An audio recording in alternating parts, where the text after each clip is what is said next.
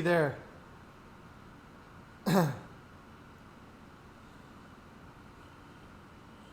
Um, Older isn't too bad. It's not very porous. I probably don't need to. I don't really need to seal it. It's. I'll just spray it. That's the nice thing. Alder is used for a lot of painted. Fender uses alder a lot.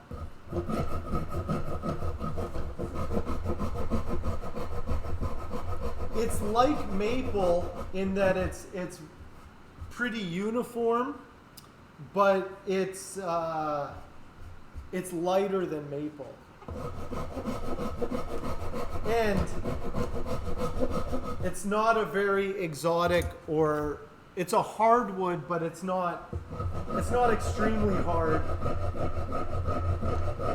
So you wouldn't use alder as a neck wood, but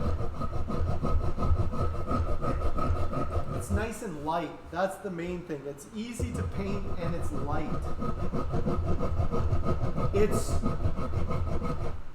It's harder than basswood. Basswood is another one of the kind of paint grade bodies that they use. Basswood is what the guitar that Karen Day has that she's burning.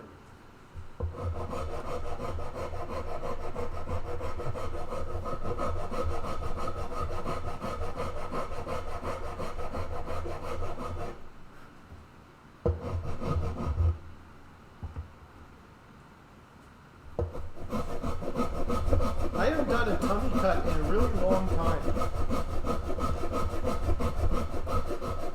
As soon as I started doing semi-hollows, I didn't do a tummy cut anymore. So this is kind of interesting.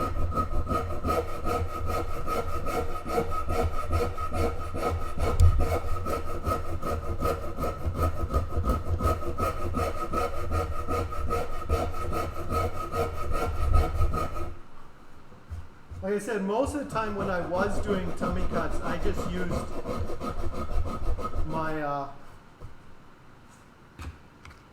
use the edge sander.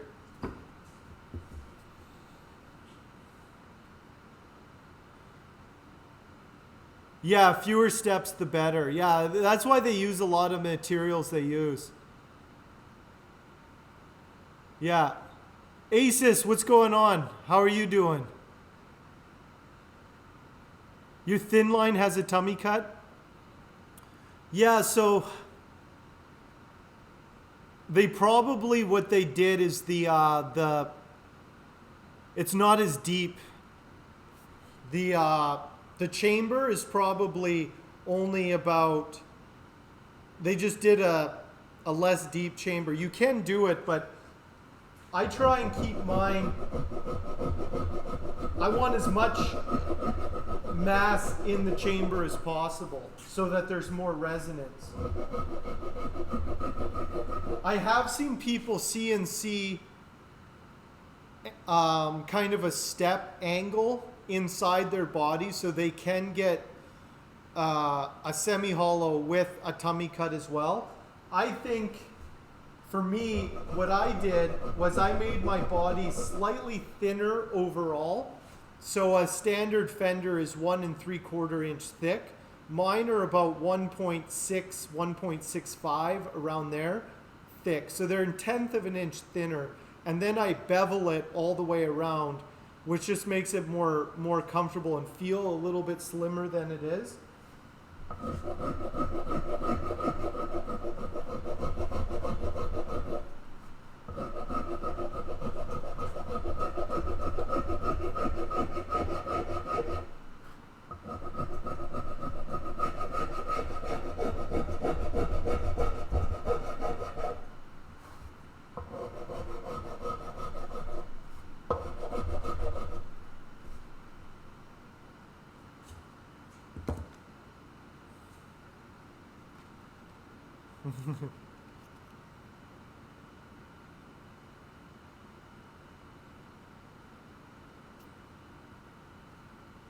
Nice. Aces having a productive day.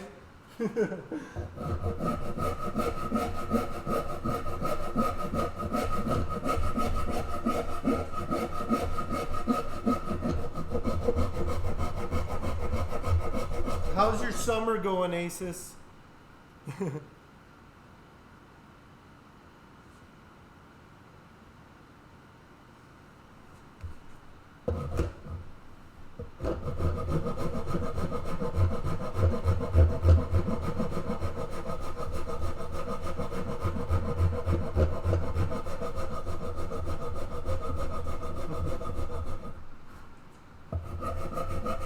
How deep did you do your chamber? I just realized it's like your thin line, as in your thin line you built yourself. How deep did you do your chamber in your thin line there, Gopher?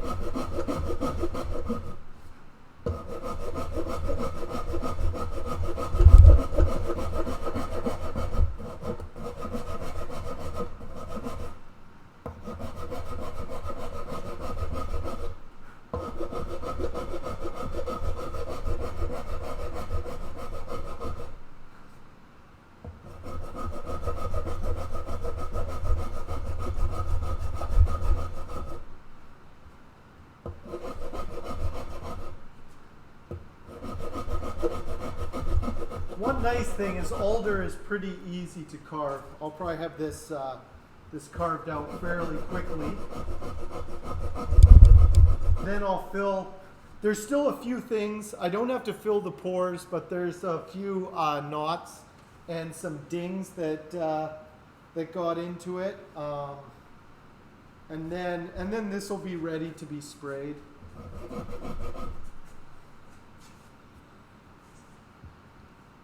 Measuring at the time, so you didn't go too deep. Okay. All guitars are on hold. Very hot down there. Oh, that's good. You didn't go all the way to the edge when you made the belly cut. Yeah, as long as you know how deep you are, it should be fine. Like I said, I found it was better to just do the chambers. I'll show you what I do. So I actually do my chambers down to like there's a 1/4 of an inch on the back, and then there's 1/2 an inch around the sides. That's how deep I go, and then I dye the hole black so then it looks darker. But I bevel around it, and like I said, it's a little bit thinner. I don't know if you can really tell. It's a little bit thinner than a standard Telecaster. I find this is pretty comfortable. Though I do find it is nice to have that tummy cut.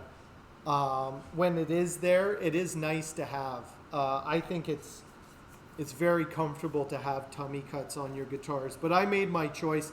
There was a few things that I chose that it's like you have to make choices sometimes, you know? And it's like it was the same with my ferrules doing the plate. I do the plate now. Even though I think the ferrules are better, the plate works better with this guitar. Same with like not doing a tummy cut and doing the semi-hollow. This just works for me. This design just works. And I'm pretty happy with it. That's the main thing. And I can replicate it over and over again.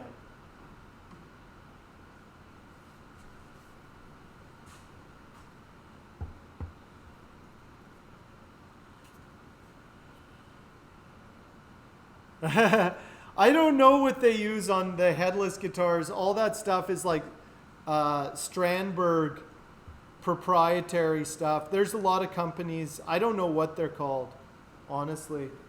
I don't know much about headless guitars.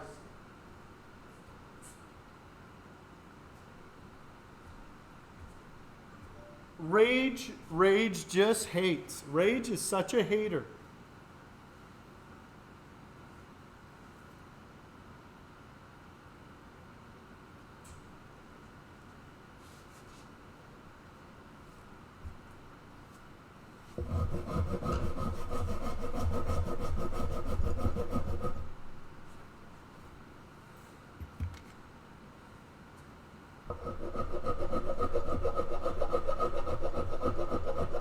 Anyway.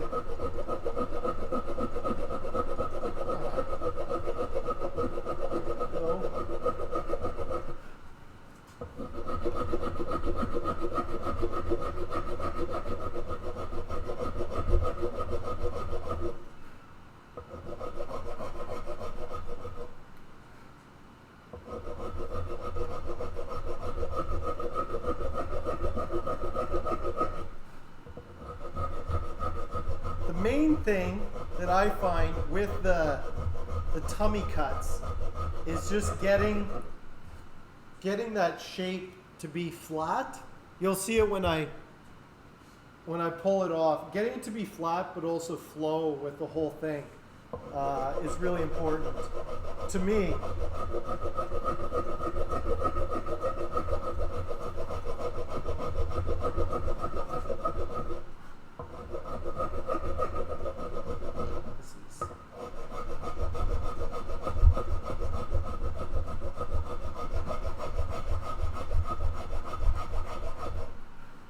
Nice and flat.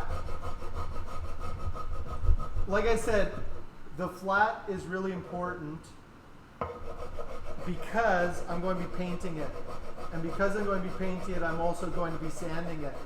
And if it dips, that'll be more of a chance of sanding through the finish.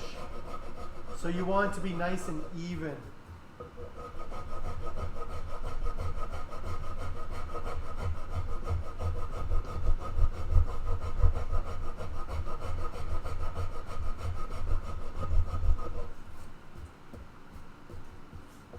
I'm getting there. Getting there.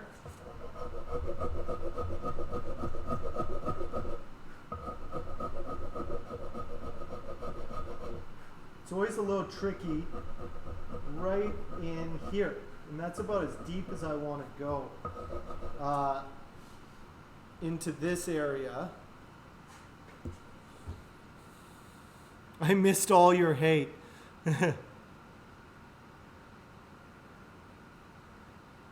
Yeah, I'm sure there's a lot of knockoff hardware because I think a lot of the headless guitar hardware is like copyrighted. So there's different places, like you can get a cheap Alibaba kind of knockoff, but how well it works, who knows? That was the thing is I was looking to doing some Bigsby's, right? And there's a lot of Bigsby knockoffs, but man, are they not very good. Like, the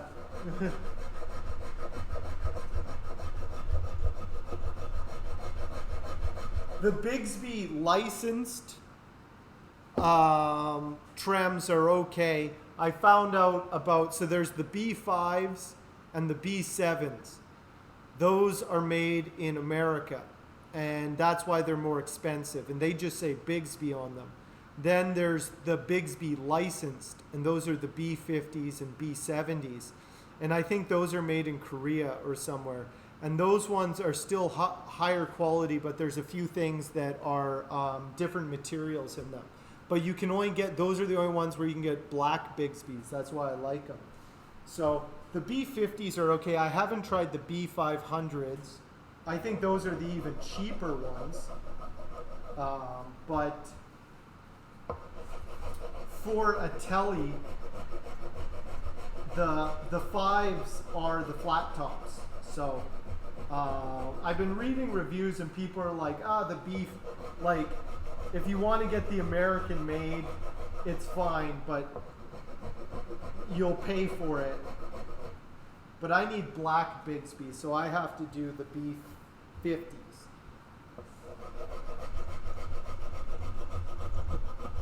So that's the thing whenever knockoff hardware, you know? But there are some decent hardware. There's some actual decent Hipshot knockoffs that I was pleasantly surprised. They're about half the price as the Hipshot hardtails, and they're just a different alloy. They're not solid brass, but they're milled the same.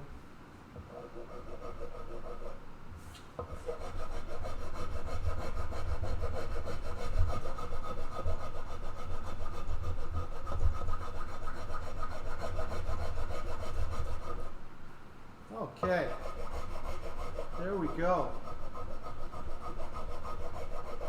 I got one side, I'll show you. There's still a lot more work to do, but I'll show you. I will show you. It's starting to come along. The curve is right. Needs to cut more. Cut more.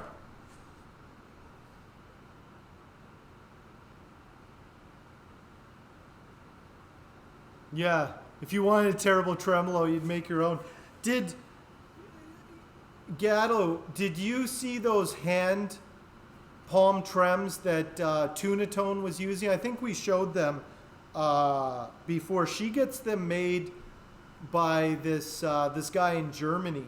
I think you saw those ones. Those were really neat palm trems. There are kind of alternatives. I thought those were pretty cool. She came, Tunatone came for a visit before I left. I was chatting with her for a bit. She came to the shop, chatting about guitars, and we were talking a lot about, because she's really into that too, just making your own hardware, right? Yeah. Hey, Blackstone, how are you doing? How's your build going? I saw the updates. It looks pretty much done.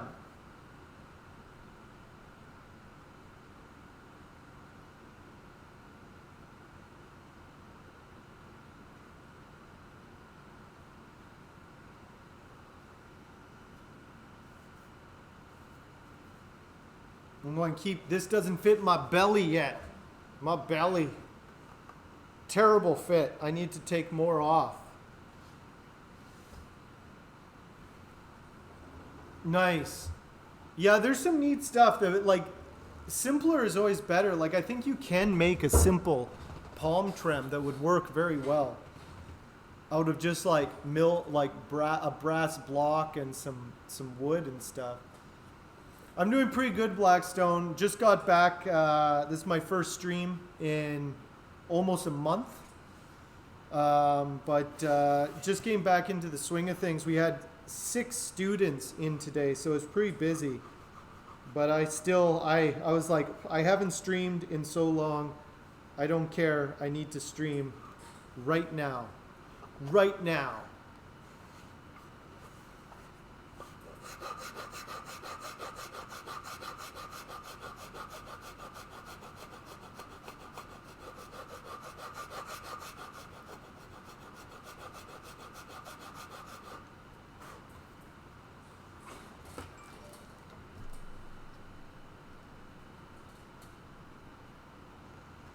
Let's get this out of the way. See if I can carve this thing just on the tabletop here.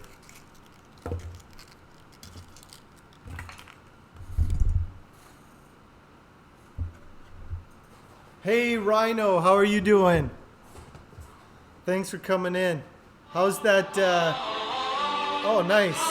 Rage, thank you for gifting that sub. Rhino, how's the ukulele treating you? I'm back.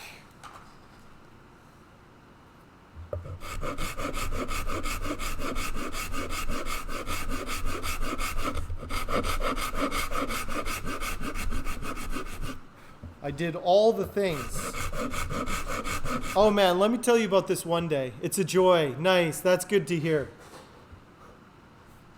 Let me tell you about this one day in Saskatchewan. I went fishing with my dad at night. The next morning, our breakfast was fish from the local river. We got some mushrooms that were growing in the backyard and all the vegetables from the garden. It was very, very nice. It was, there was a few days like that where it was just like, just taking it easy. Hanging out in the garden, people playing music. A fine time. So the Rhino, were you able to adjust the neck, or has it settled down at all?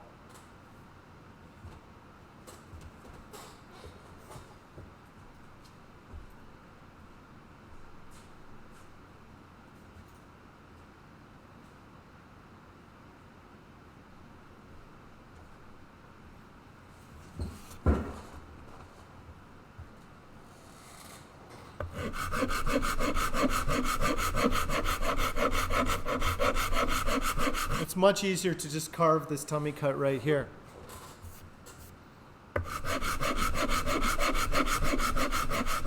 Now I can see if I'm getting it nice and flat.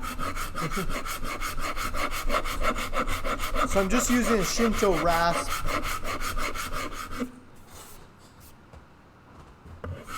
A Shinto rasp with the handle broken off. You just hit the bottom string softer.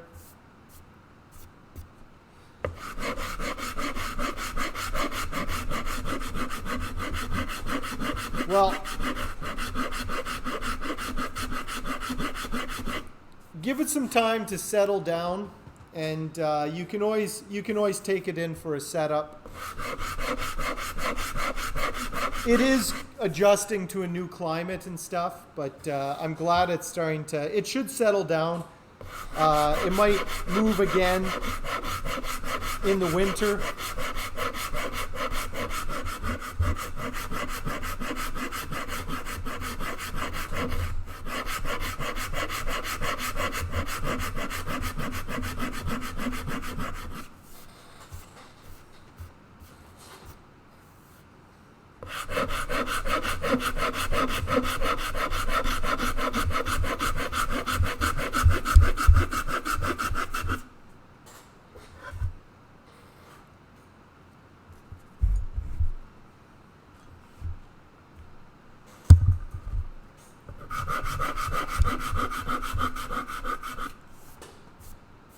Needs a big, big tummy cut.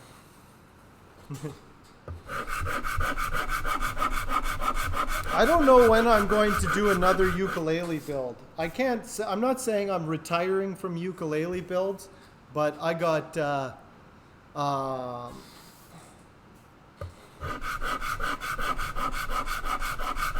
just don't know when I'm going to build another ukulele. Maybe someday. But all my ukuleles are gone. I wonder, does anybody know if Nifty got his ukulele yet? It should arrive soon if it hasn't arrived already. I know I've been missing things on the Discord. I saw a few of your build that you were doing the finish on your guitar. I didn't have great internet in Saskatchewan, so I missed a lot of things, and I'm just kind of catching up now. But I did see your guitar. I saw the finish getting on it. Looking good. Looks like success to me.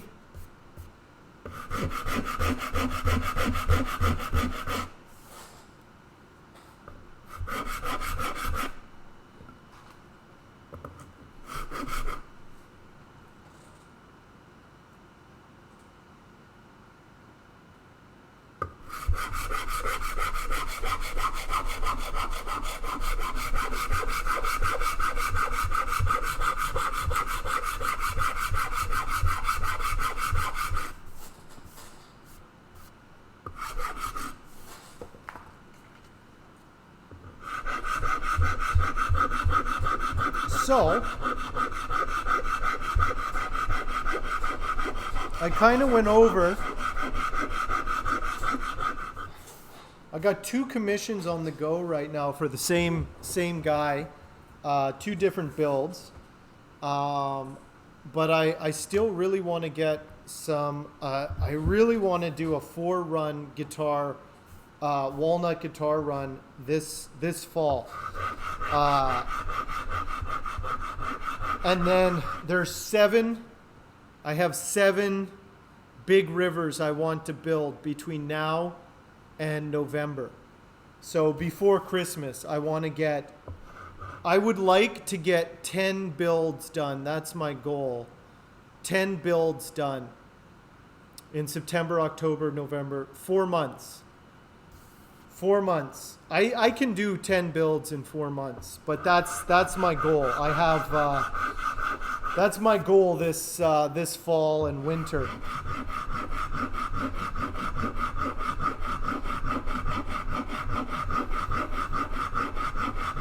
I'll just live in the shop.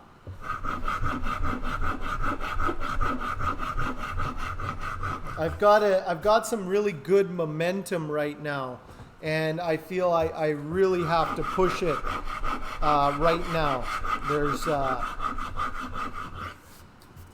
There's it's not desperation, but it's just kind of like, oh, this is one of those moments. I finally caught a break. I caught a break this summer. Got some good commissions. Sold all those showpiece guitars. Sold that Burl guitar, and so I was like, oh, sweet. I got to use that. I got to use that momentum and just keep going to get my stuff out there.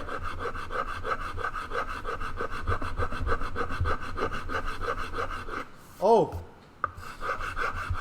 and I forget which day, but this September, Matt from Mule Guitars is going to be in the shop, so that'll be neat. There might be some resonators, some steel resonators here in the shop when Matt comes out for a visit. So interesting stuff going on this fall. We got a lot of stuff going on.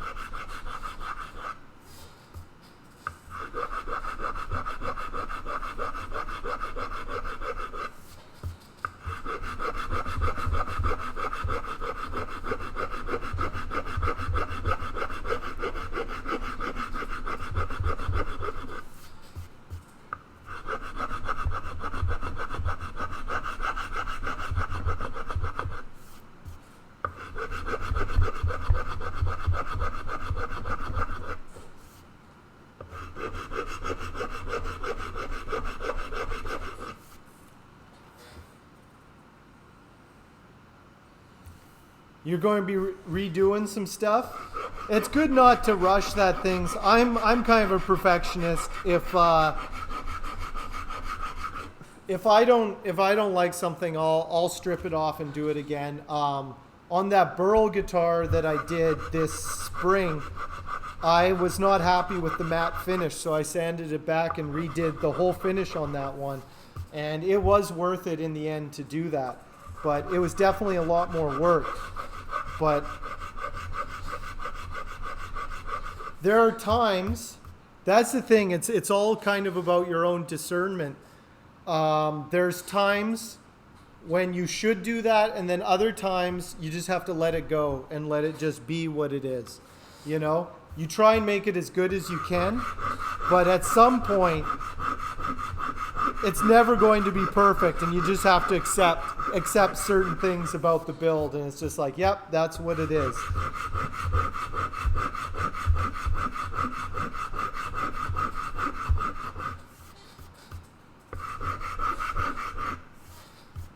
I wish I had my belt sander. Sean broke our belt sander. I could have done this in 10 minutes on a belt sander. But no. But no.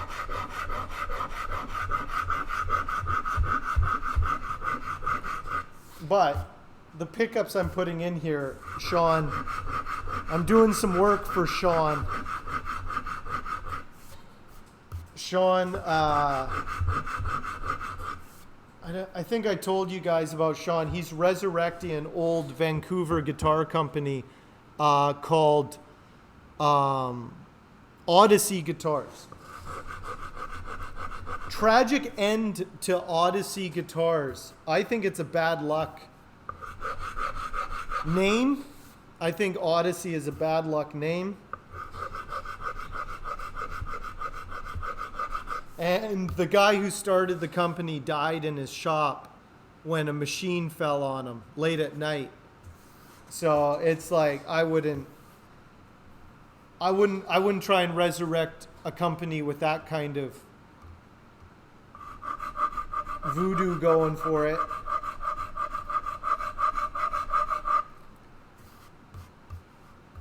Yeah. Handwork builds character, yeah.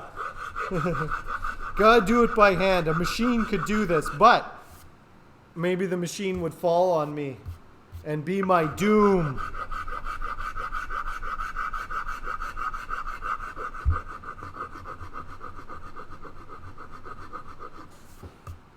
How have you been doing, Bumstead? How's your hand doing?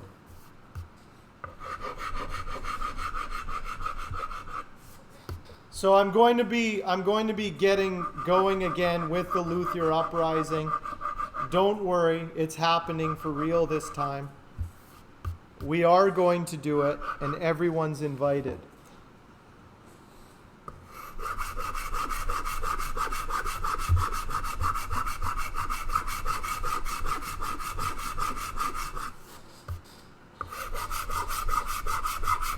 I still have to do the Australian wood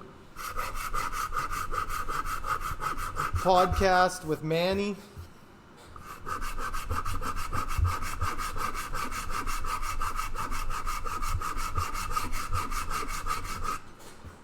I need to have to do a thing with Spike as well.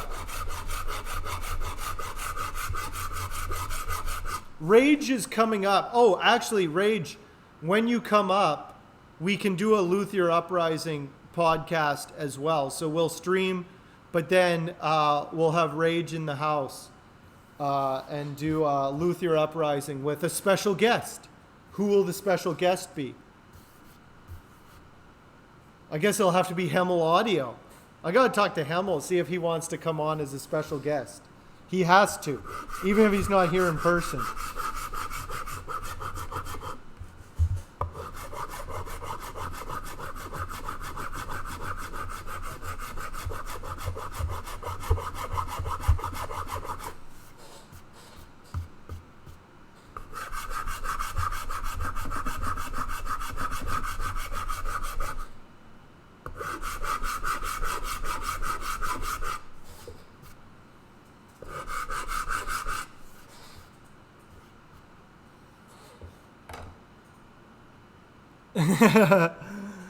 If we can't get Devin Townsend, I will have to. I'll have to book someone else. We'll get it. Hemel Audio is just as good. Pin is out of the finger. 2 weeks with short cast, then 4 weeks using the cast only at night. Oh, okay. So another 2 weeks so another 6 weeks. But Bumstead, we will have a chat as well.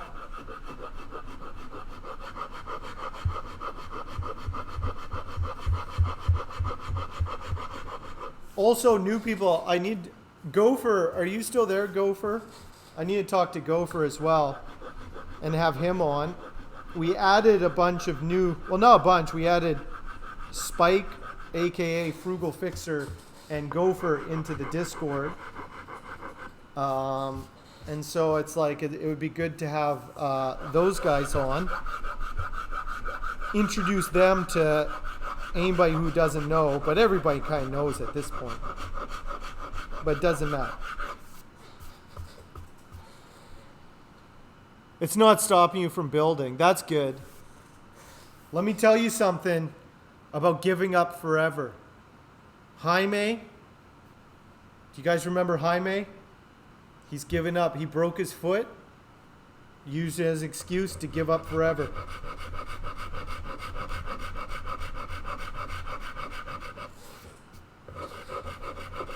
You don't need a broken foot or you don't need a foot to build guitars. So Jaime used his broken foot as a reason to quit. So no more Jaime. People come and go.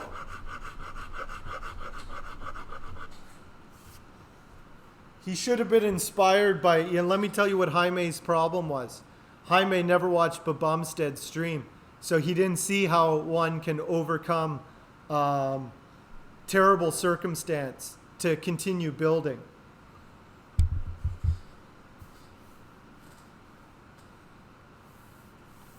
The workshop situation,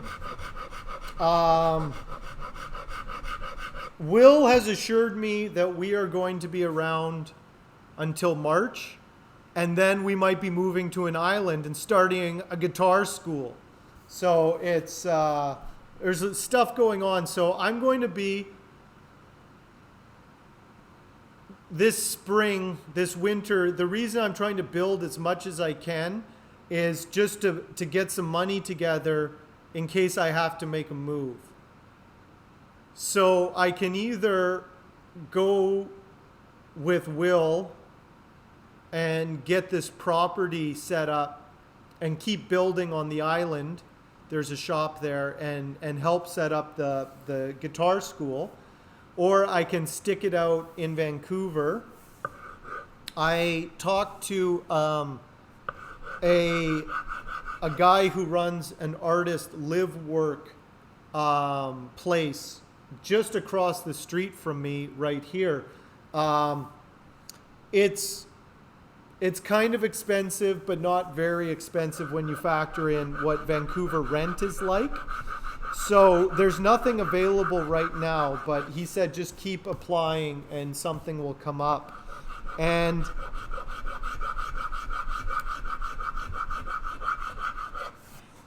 so I'll have to make a decision. Let me tell you, I'm just being patient. It's not desperate right now. I'll have a few options, and I feel like I'm just going to have to make a decision about whether I go alone or continue collaborating with Will and Meredith. Even though Meredith is leaving and she's going to California, she plans on coming back for the guitar school that Will wants to start. So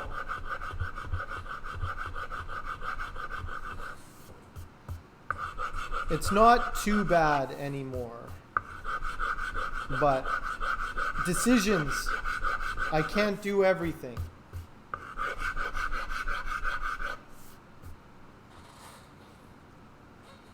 But at least I have this shop till at least March. So that's good.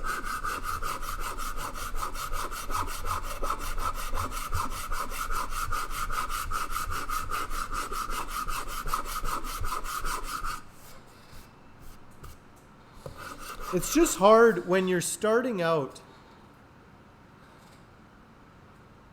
Is Heavy Devi? I saw that and I said Hemel Audio is just as good.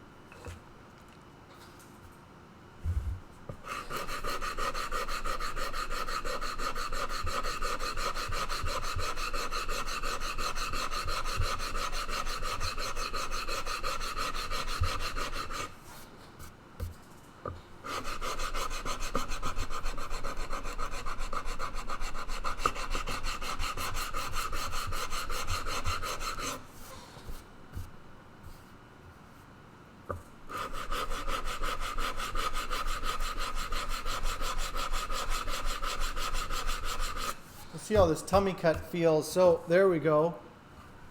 There. Look at that. That's all cut out now. About the lumber swap. We need to coordinate a secret Santa wood swap with all the luthiers. Yeah? We could. The problem is, it would be much easier to do that in America. Canada and Australia, we got shipping issues. In America, you can send stuff for nothing. I like the idea, but man, is it a pain to ship stuff around the world.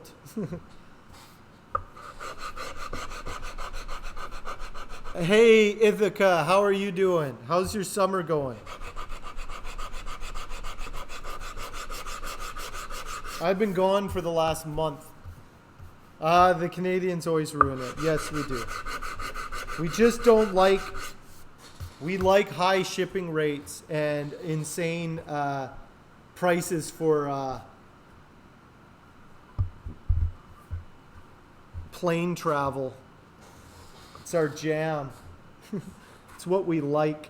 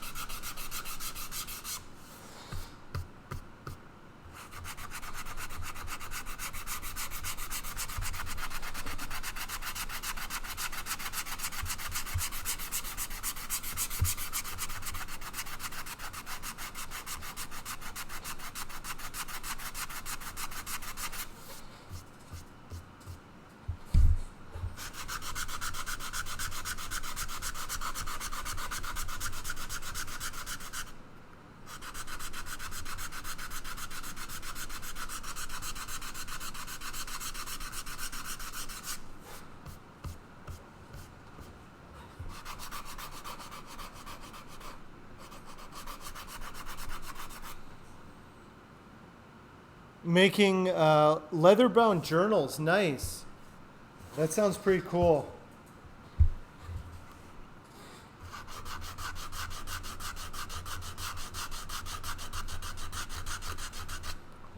I always tried to keep a journal. I could never do it. I'm just not one of those people. I know some people, I think it is interesting to keep a journal. Do you keep a journal, Ithaca? Does anybody on here keep a journal? I've never been able to upkeep a journal. Yeah.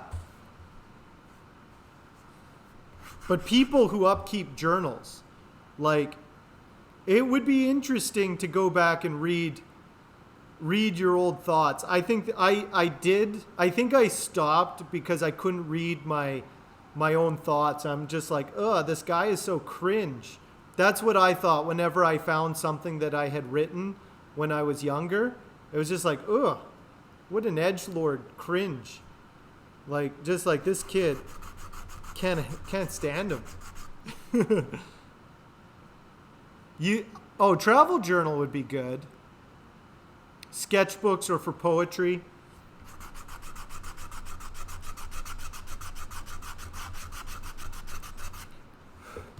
Yeah. That's the first step, is getting the nice journal. You journal your hate.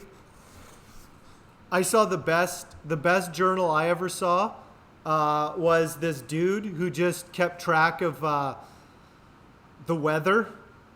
And after he died, they found his journal of calling out the weatherman. And he's just like, it's like Tuesday, September 3rd. They said it would rain, but it didn't rain at all. And it's just him raging about the lying weatherman. He's like, how long will they keep tricking people with this? That was the best journal I ever saw. Just holding the weatherman accountable. Who does that? Nobody. I think we should all keep the weathermen accountable. You're not supposed to go back and read it, so you don't self-edit while you're writing it down. Just use scrap paper for that. Yeah.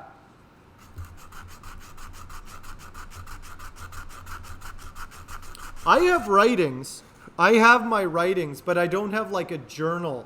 I have just boxes of insane drawings and scraps and like scribbles. It'll look insane. If anybody ever did find my cache of boxes of my writings, they would be like, oh, he seemed like such a nice guy who just built guitars on the internet. But actually he was into some kooky stuff, you know? Like, I'm working on my manifesto. I'm not kidding. I have a manifesto. It's really hard to write a manifesto. Yeah, the shipping here is ridiculous. Absolutely ridiculous. You know what's good about writing your thoughts, though, is actually it's really hard to write down what you actually believe and think is right. You know? Like, I'm not writing a manifesto to start a political movement. I just call it my manifesto, where I was just trying to write down what I actually believe. Can I actually codify my principles that don't contradict themselves or aren't stupid? Like when you actually try and write down what you actually think about stuff and then you read it, it's like, do I actually think that? Or am I just repeating something I heard somewhere else? I also realized I had very few original thoughts. Yeah. Like, try and write down what you stand for.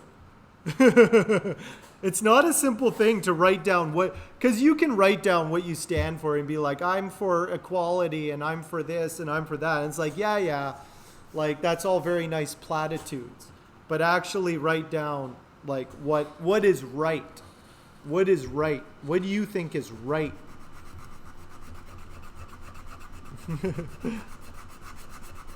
Someday I'll release my manifesto on the world. You guys will know exactly what I stand for.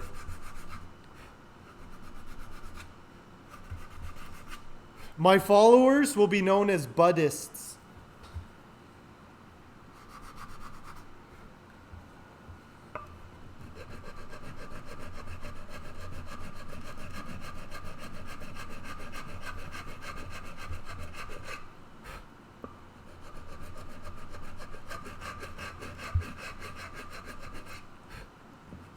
Okay. Let's see how this tummy cut feels. Needs to be deeper. That's a terrible tummy cut. There's barely any material taken off. I need to do deeper. It's the right shape, but there's not enough material. Yeah, that guy stood for the truth in Weatherford. Yeah, like he was just like, I've had enough of their lies. I will record their lies for the whole world to see.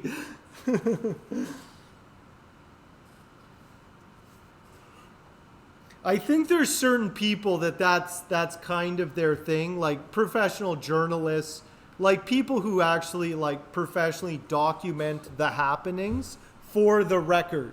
You know, like that's what journalism was supposed to be. Was supposed to be for the record. You're supposed to be for truth. That's the ideal anyway. But we all know it's a lie.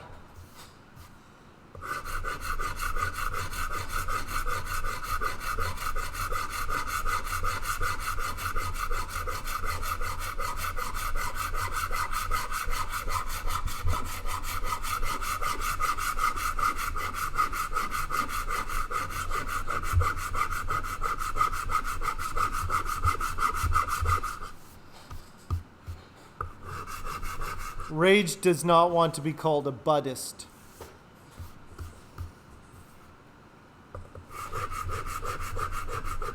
Well, who's to say you're invited to our cult? Let me tell you something, Rage. It's a happy cult. We're happy people. We like being happy and we like being naked. And those are two things that you hate. So maybe you're just not invited to our happy naked cult.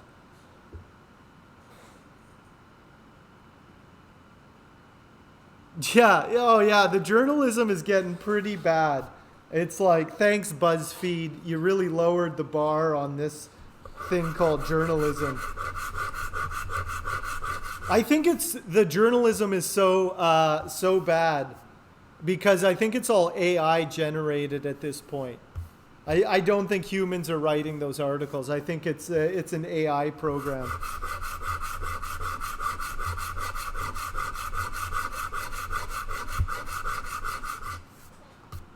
No, I don't rage. That's why you're not invited to our naked happy cult.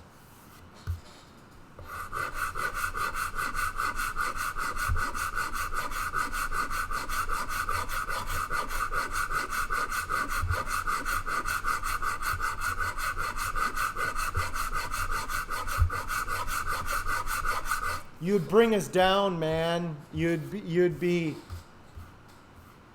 totally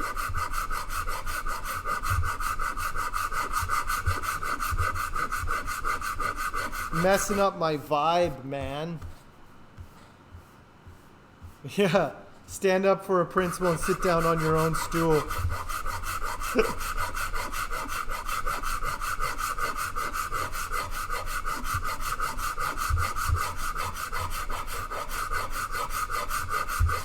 Well, all I know is guitars. I can talk confidently to a certain degree about guitar building, so I best just stick with that.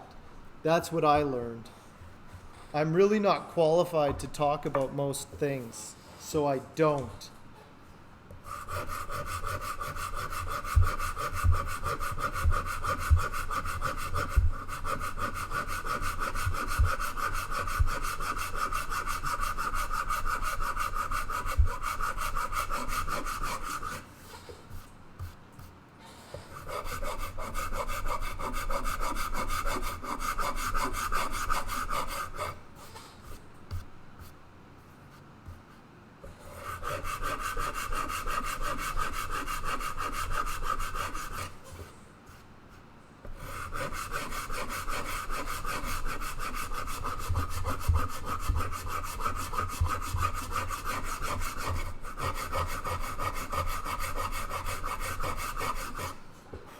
Okay, this tummy cut is getting better. Let me tell you about tummy cuts.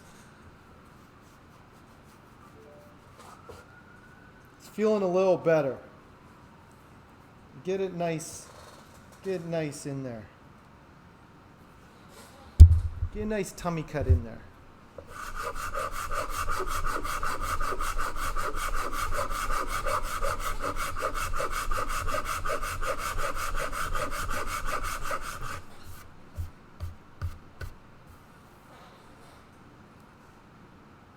You just lost power to the shop. You do not save your drawing. That's a bummer. You need a big tummy cut. Let me tell you, I custom make my tummy cuts to all of my clients. You come into my shop and I'll be like, come over here. Let me feel your tummy. I give all my clients a good tummy rub. I stand behind them. And they think they're just like, well, this is kind of strange what you're doing, Hank. I'm like, it's okay. I'm a professional. I'm just feeling that tummy, getting the feel of it, the size of it, learning the contours so that I can transfer those contours into the guitar. That is the kind of service you get at Hank Bud Guitars. Don't worry, I put on some soothing music while I do it. I'm just like, here, let me rub that. You're going to have a fine fitted guitar now. Finely fitted, Hank Bud Guitars. Fitted for your tummy.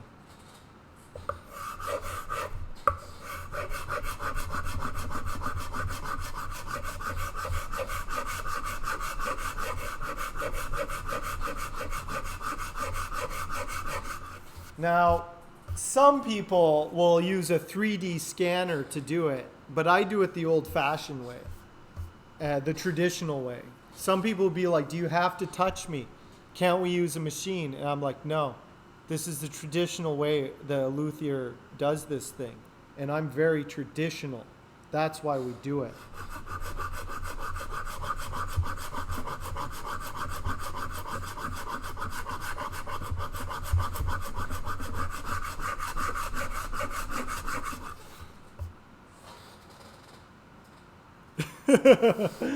Oh, it's just talking about how I measure the tummy cuts on my clients.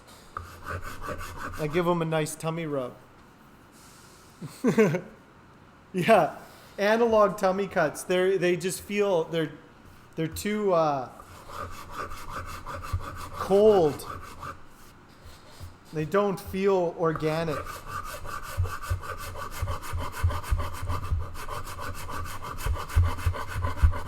Let me tell you about the art of the tummy cut. Yeah.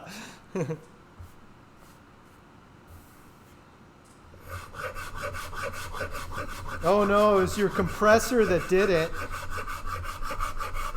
Oh.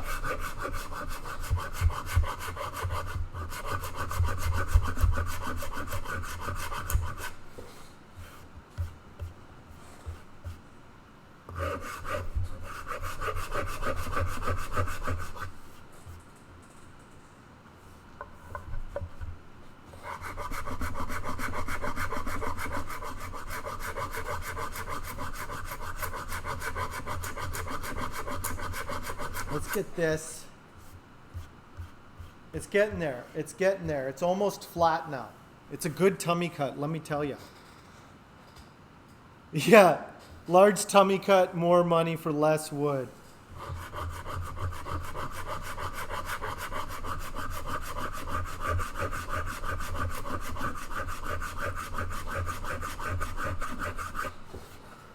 Let's see how this feels. Let me see how this feels.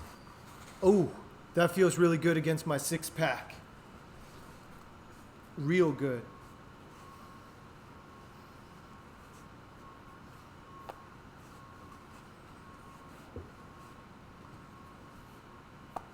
Yeah, that feels about right. It's not right here. It's not. It's like, I usually. That's good. That's good. Yeah, the tummy cut needs to happen on you, not the instrument. Did you get your tummy cut yet?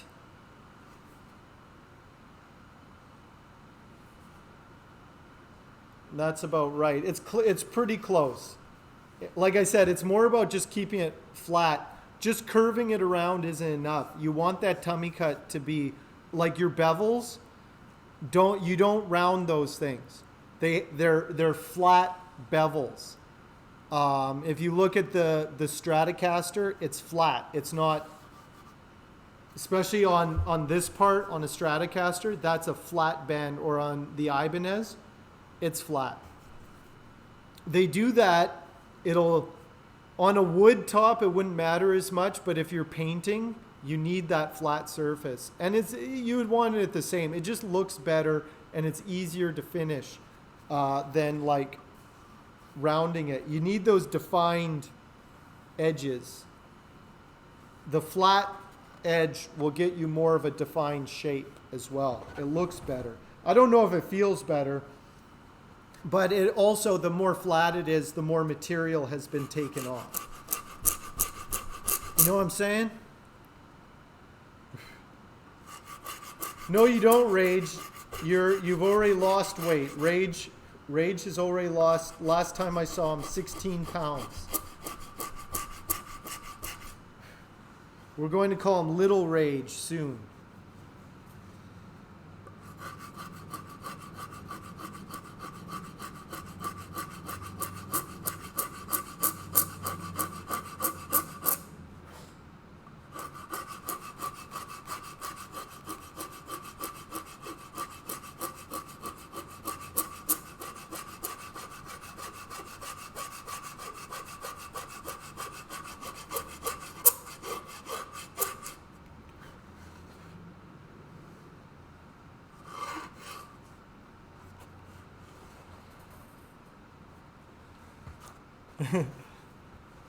One time, let me tell you the last time I was cut.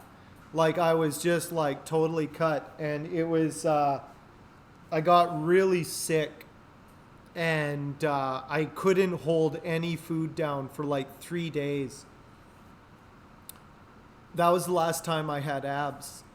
It was like I was horribly ill, but I looked amazing. I lost all the body fat, so it was like I was super lean, and I was like, I feel horrible. I feel like I'm dying, but my abs never looked better. And then I talked to my buddy who's a fitness model, and he was like, yeah, that's what I do. I just starve myself before a shoot, like a photo shoot. And I was like, really? That's how you get that lean look for the magazines and stuff? And he's like, yeah, I just starve myself. And I was like, oh, well, that's not healthy at all. And he's like, no, it's not.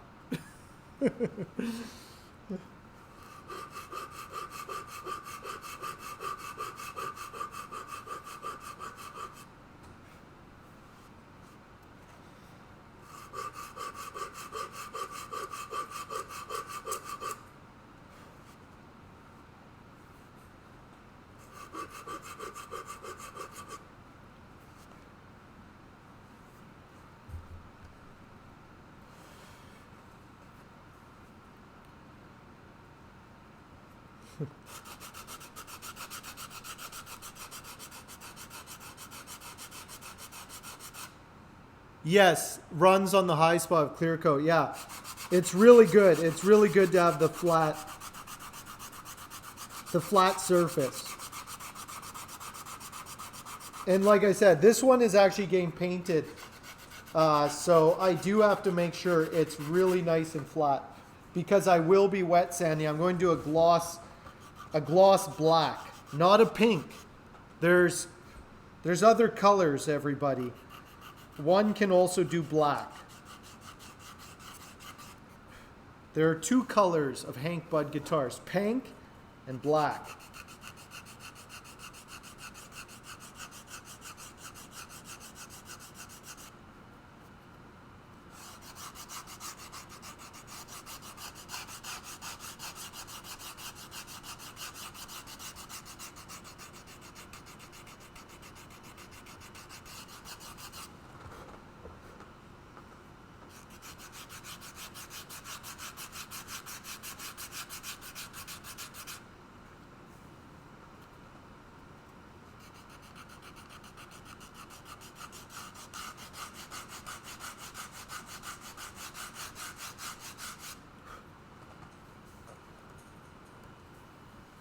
I think this is pretty close. The toughest part is right in here, getting that transition to the other horn without just curving in. Yeah, you can have it. What other colors are there? Any color you want. I haven't done much as far as like painting colors goes, because it's just kind of like there's a lot of painted guitars. Obviously, you guys see it. It's like I do mostly wood guitars, like natural wood. I am going to start doing a little bit with dye, because I think it does look nice. Because I'm going to be doing a PRS style guitar. I got commissioned for a PRS McCarty style guitar, so it's like I better learn how to dye maple. Luckily, there's lots of tutorials online. I know how to spray clear coat. I'm getting a lot better at doing clear coat. Oh, and I got a new proper mask. I've been complaining for a while. I just never spray, so I haven't needed a really good respirator, but I got a full mask respirator now, which is a lot better. Safety, because I am going to be spraying. Like, we have a licensed spray booth here at the shop. I might as well use it. So I'm going to be doing a lot more gloss finishes. That's why this one is just a good test of my new equipment. That's what I'm doing with this guitar, is just running through my new safety equipment. Actually, I should use Spike's Angelus leather dye discount code. That's a good reminder there. It does look nice. It's some good looking dye. I used to use Angelus dye when I was a cobbler. And I knew, my boss told me, he was like, oh yeah, you can use that on wood as well.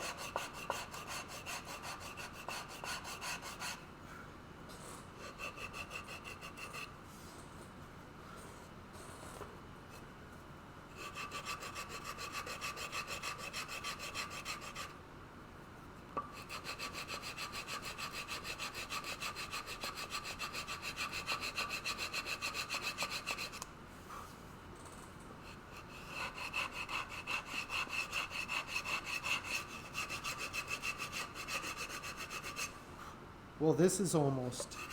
Okay. Now, I think that's pretty good. Now is just to transition what I do. Let me show you the fancy thing I do. Let me show you something fancy here.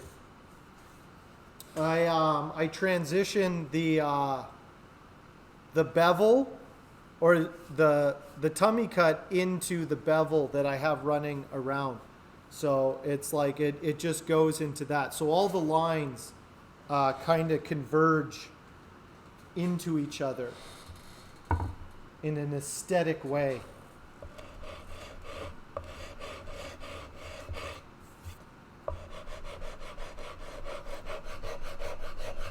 The trick is sanding. Lots of sanding. If you guys want to know the Hank method for guitar building, it's sanding. That's my trick. If anybody is like trying to get my secrets to like why my guitars look the way they do, it's because I spend hours and hours sanding. Let me show you this guitar. I spent 4 hours sanding it the other day. This guitar, I also pour filled it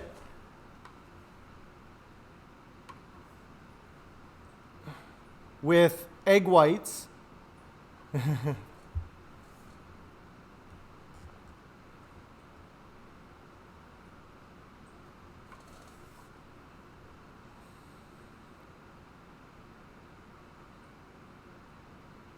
Yeah.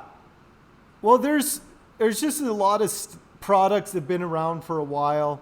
There's a lot of data on it. I think because Ithaca, I'm constantly kind of changing what I'm doing. Though I'm sanding for a long time, I'm not holding my fingers in the same position. I'm kind of changing the tools I'm using. Like, as you saw me sanding this thing, I wasn't just doing the same motion over and over again with the same tool.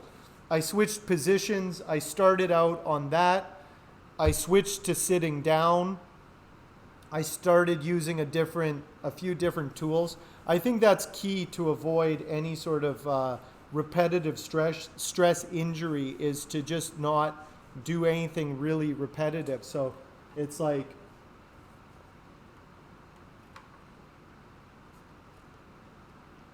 my hands are still pretty good. Yeah. But this one I'm going to spray as well. I put tung oil on it. I'm going to spray the resin on. I found the wipe-on finish. it was kind of streaky. So I'm going to try something else with this one. I got a new spray gun. Oh yeah, so I did the traditional way. Yeah, so for pour filling, what you do is you take the egg whites, just the egg whites, and you basically make a meringue. You pour the egg whites into a bowl, and you whip it up into a foam. You put it in the fridge overnight, and then you pour out the liquid on the bottom without the foam. And that will give you just the pure protein, the egg protein. You paint that onto the wood. You let it dry. Usually takes about half an hour to dry. You reactivate it with a little bit of water and you start wet sanding. And it will get sticky and gooey. And it will start mixing with the wood dust as you sand, and it'll create kind of a goo that as you're sanding, it'll push it into the pores. And then it dries. And that's traditional pore filling. It works. It works fine. Yeah. The thing I like about it, as opposed to other types of pore filling, like epoxy pore filling, so pore filling, yeah. It is an inexpensive pore filler, yeah. Yeah. No. You don't pour it in like that.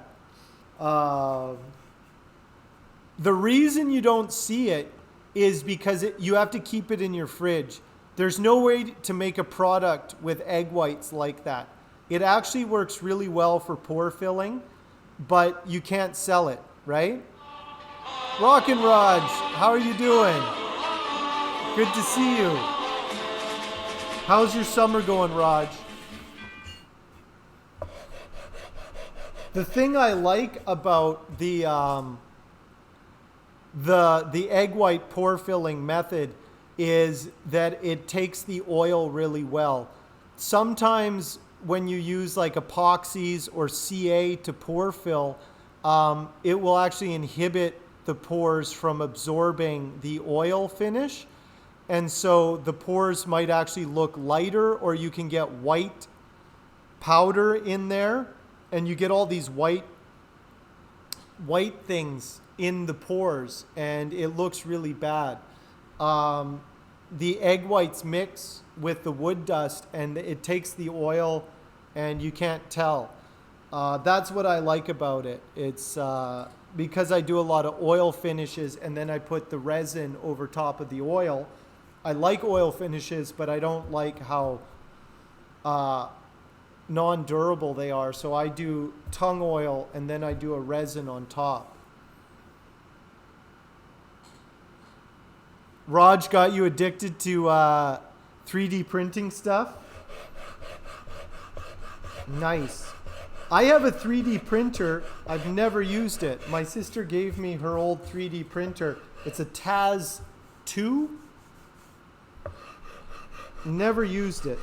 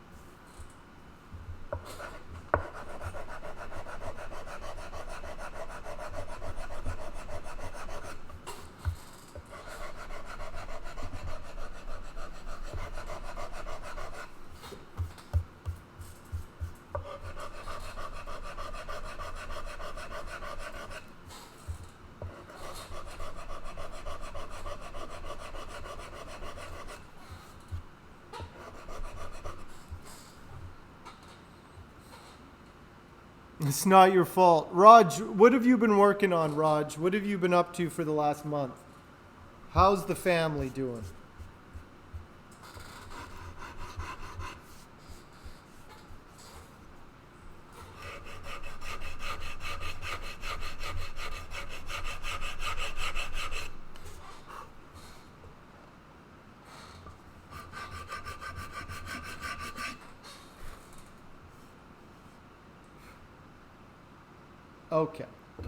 Okay.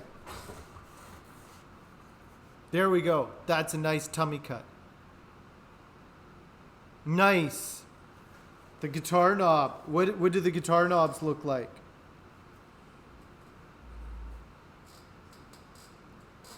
Rockin' Raj needs some Black Skull guitar knobs. Hey, Raj. Raj, have you seen this Freya yet? It's not all black, but it has a lot of black on it. You guys haven't seen this one? I was working on this one with Meredith. We made this one. That's Zercote with a flame maple fingerboard, black limba body with a Zercote neck.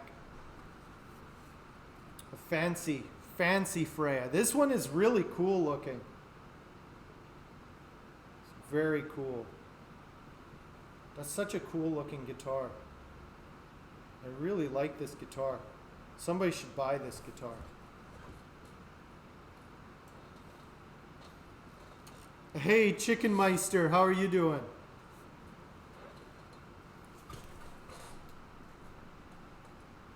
It's a matte finish. You can't really see the grain in there, but I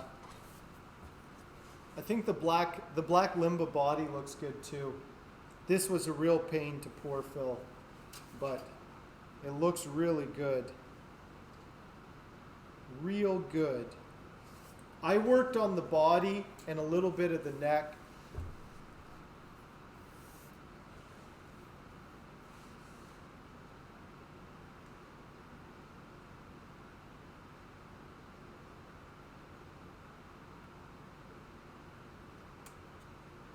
Anyway, yeah, I think it looks pretty nice.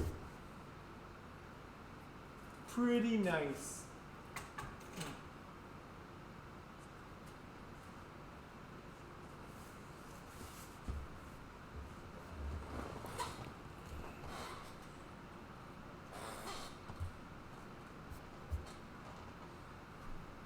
Loyal Moses had a coupon code for filament, so you bought 11 rolls.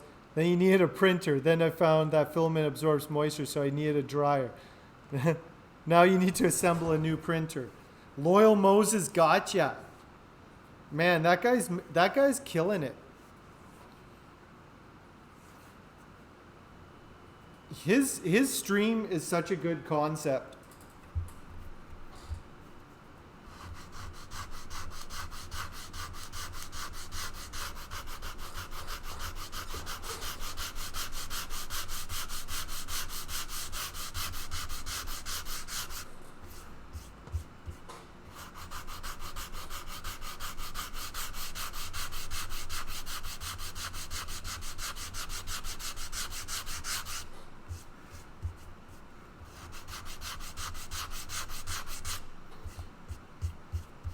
I have a bunch of filament. I have a 3D printer. I have the skills to use it, but I don't know what to do with it. I don't really have a whole lot of need for plastic components on my guitars at this time. That's the thing. Most of the stuff I do, it's like I usually use metal or wood, you know?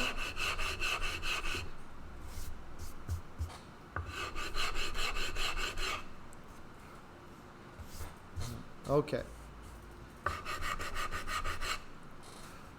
I think that tummy cut is good.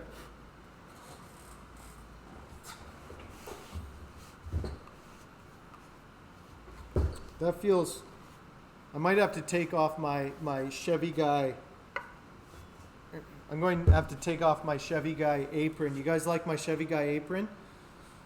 He sent me a strap for the back of it so it holds more snuggly now.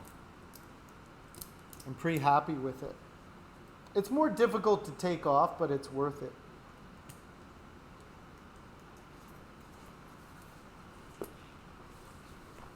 Let's see if this thing fits my gut. Ooh, I'm all sweaty under here.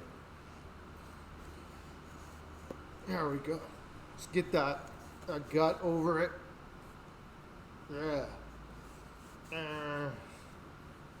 That feels pretty good. Actually, it feels good under the rib cage there, so you could be like sitting here. That's the main thing, is that it can sit. So I have this bevel right here. So it's like, it feels like I could be like, meh, like this. And there's nothing, like I can get real close to that guitar. That feels really, really nice. That's the main thing, is so much up here. Oh, I got it covered in sweat. But it's not so much your tummy. Like I know it's like, yeah, your tummy cut. And that is a thing, but it's kind of like, for me, it's more about like having the guitar right there, because I'm a sit down player. So it's like kind of like that. But that feels good to me. Real good. Yeah, Chevy made me a bunch of stuff. That's a really nice apron. He made exactly. Yeah, I'll get the tears in there will come after the stream when I have my post-stream breakdown. But yeah, this definitely got some sweat in it. No blood in this one. The pink guitar has some of my blood under the finish. Under the paint, there's some blood in there. I forget how I cut myself, but you know, it happens. Anyway, there we go. I think that's pretty good. I think that's similar. Actually, I could go a little bit deeper. It looks on this one, I did an actual deeper, and this one too. You know what? I could do a steeper tummy cut. I think I will, because I can. I'll put my apron back on. But yeah, Chevy, I wanted a heavy waxed canvas apron, and he delivered.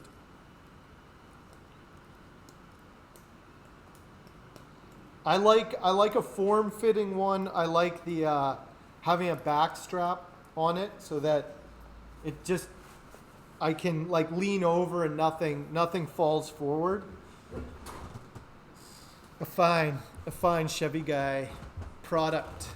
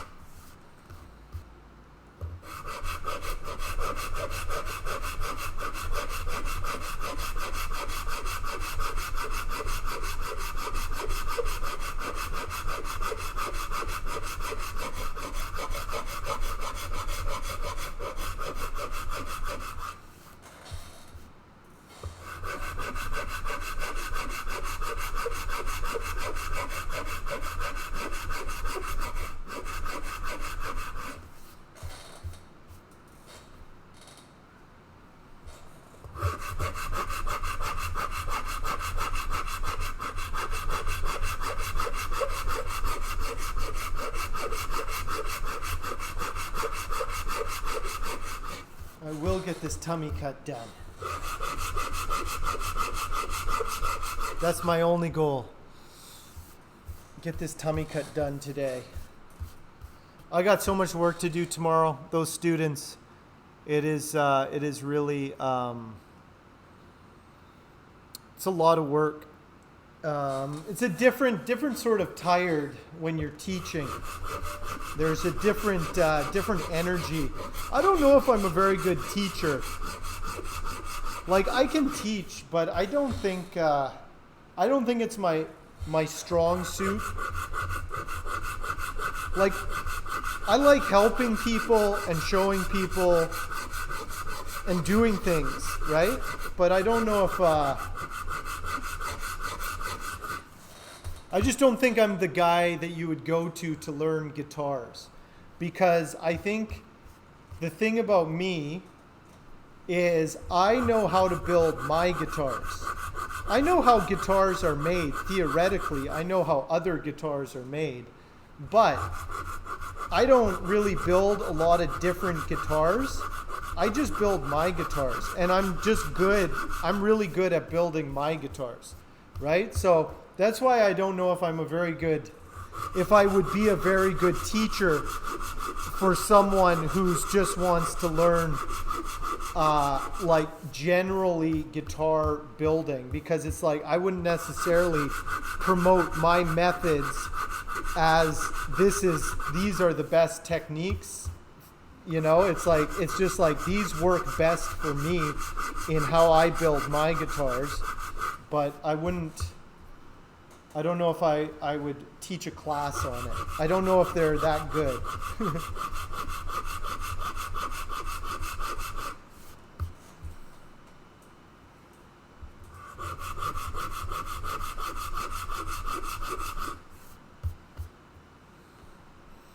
Yes, the apron, you fake it till you make it, Blackstone.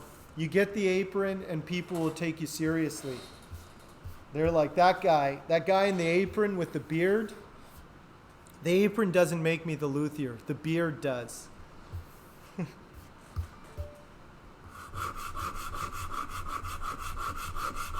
Now, here's the thing. There is something to that. I don't think that anybody should be stereotyped and be like, well, luthiers have to look like this, you know? All I'm saying is that at this stage in my life, when I dress like this, people take me a lot more seriously as a luthier. They're like, that bearded gentleman must know what he's doing. Look at him. Look at him, they say.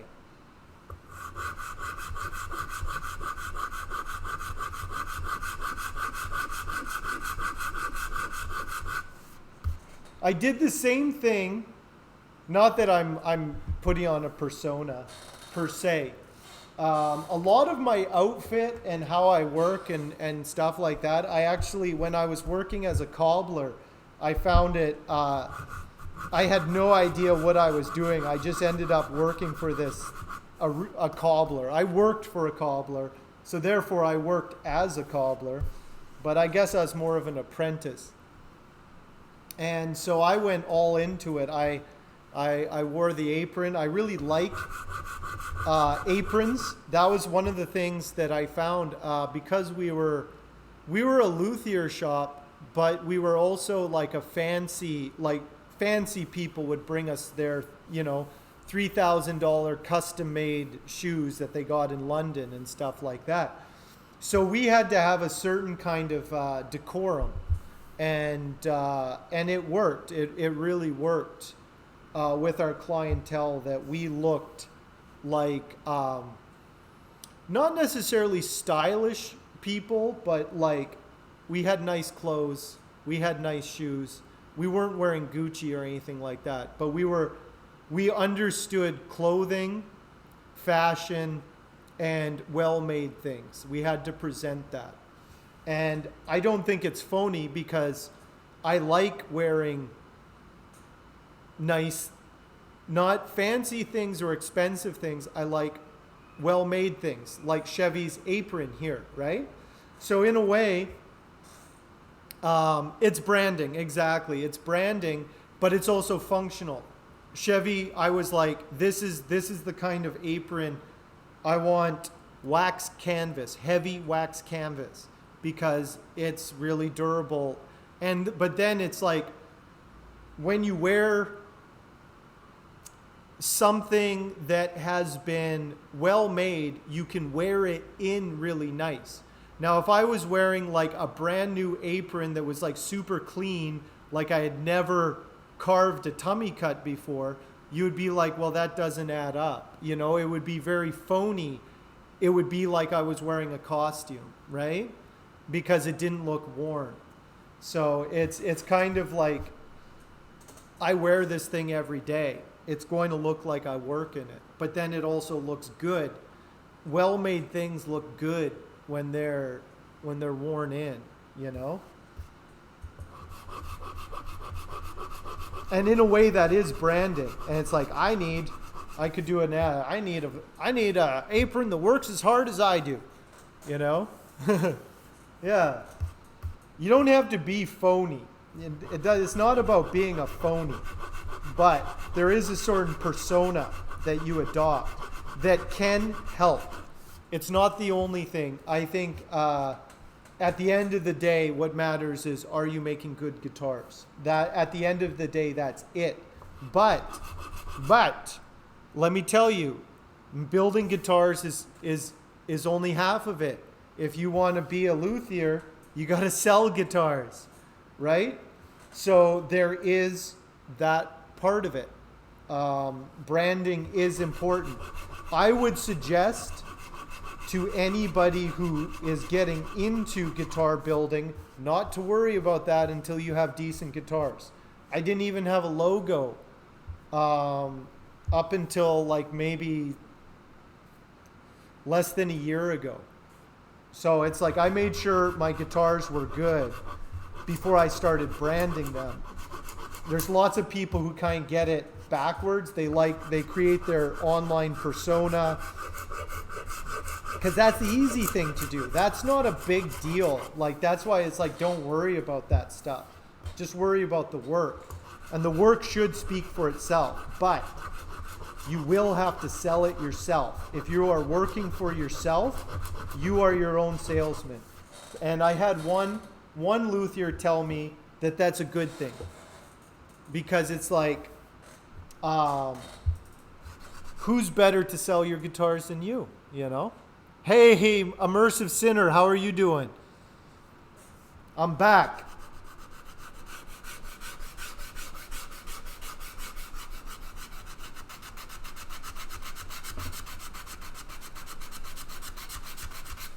Immersive Sinner just had his 2 years on Twitch a couple weeks ago. I happened to have internet that night, and so I was able to tune in for a little bit.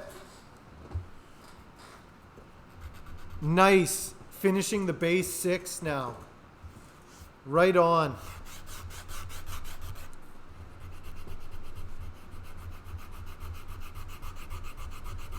I'm just doing a tummy cut.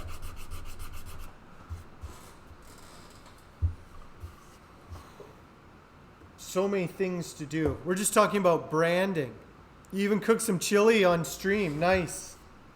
How was it? Did you do a ridiculous hot chili and then torture yourself on stream for the amusement of your viewers? You're urban peasant. That is a very... very Canadian reference there.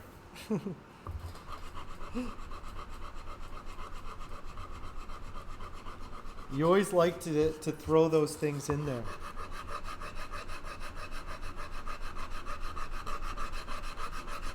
Canadian television.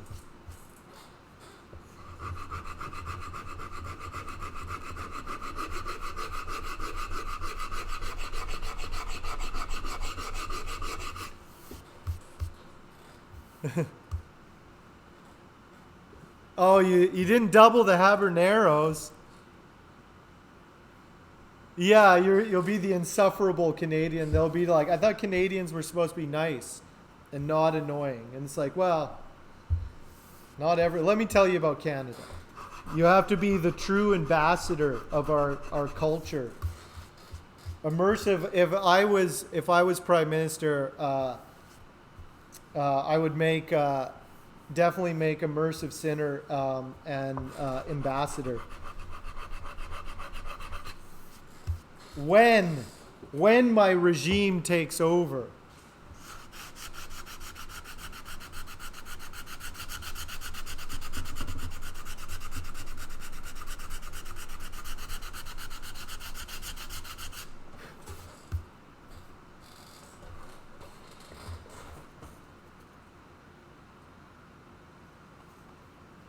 Yeah, most artists are perfectionists. Not all, Blackstone. There's a lot of people who want to be artists.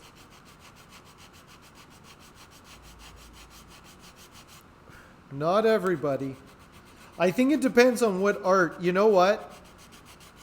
So, I knew Jaime wasn't wasn't going to stick with guitar building because he loved playing guitar too much. And I asked him straight up, I was like, Jaime, if you had to choose between guitar building or guitar playing, what would you choose?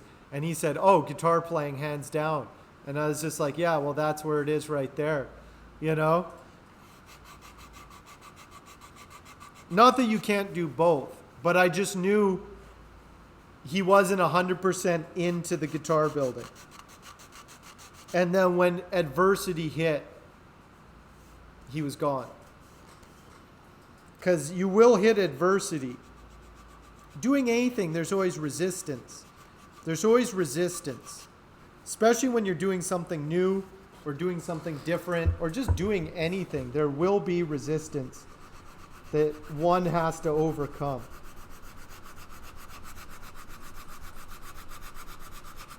And it does help if you're an obsessive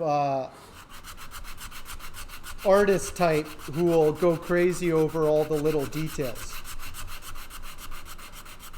OCD really helps. If anybody's diagnosed with OCD, let me tell you, you could probably become a luthier. ADHD is a little bit harder.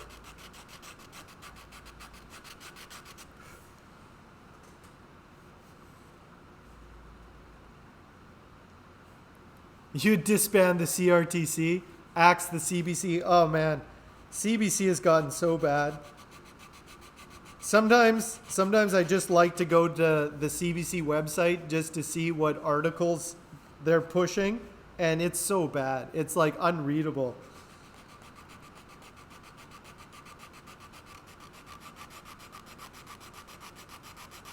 Unwatchable. I don't think I've watched the CBC in probably like 20 years.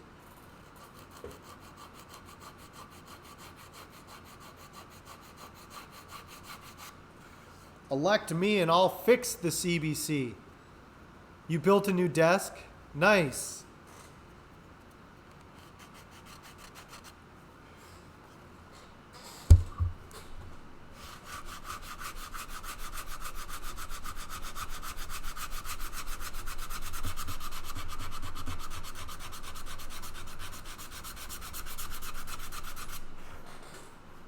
Uh-oh. I feel like I made there's a little divot there. I have to smooth it out.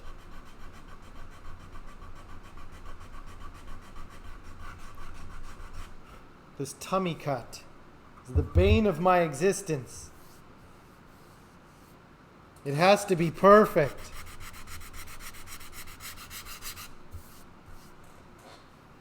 It's hard to make a tummy cut that can fit anyone.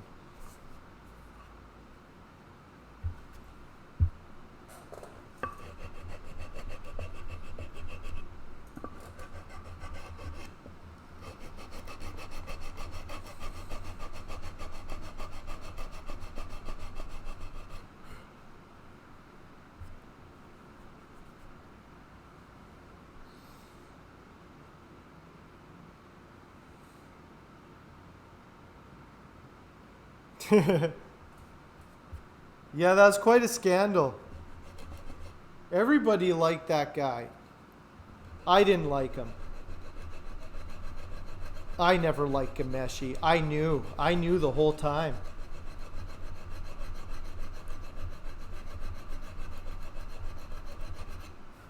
I have hot gossip on Rich Turfry too, but I'm not going to tell it. But I have some serious gossip on all that people have told me all the things. Everybody confides in me. I don't know why, but I know all these things about all these people that could destroy them. But nobody cares about minor Canadian radio celebrities. Anyway.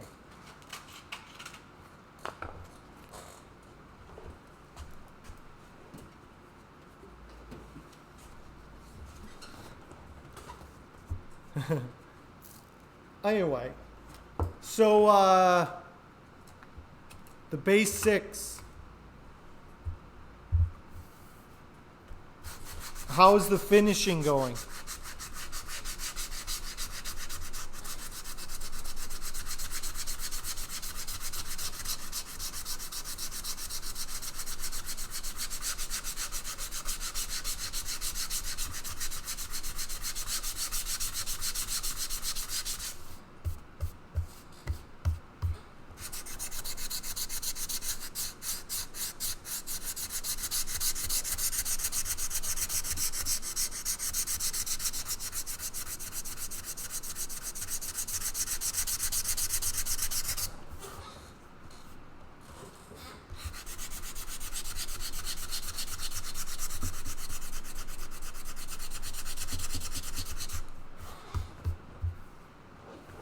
Okay.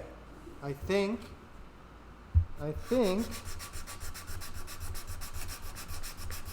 this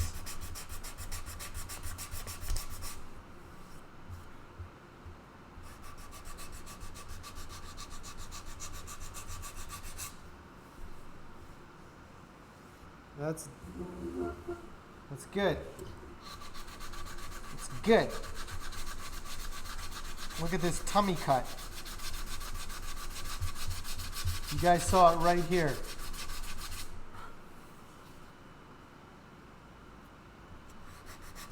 The right way to do a tummy cut.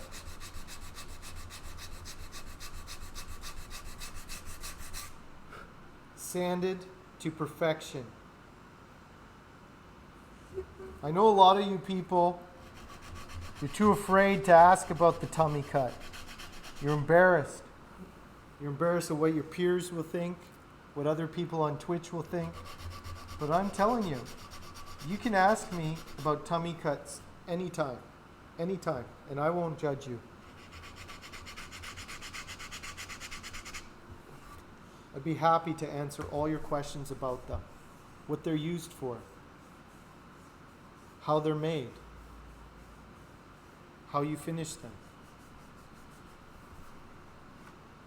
It's still a little lumpy. It's not perfect. It's not done yet. Never mind.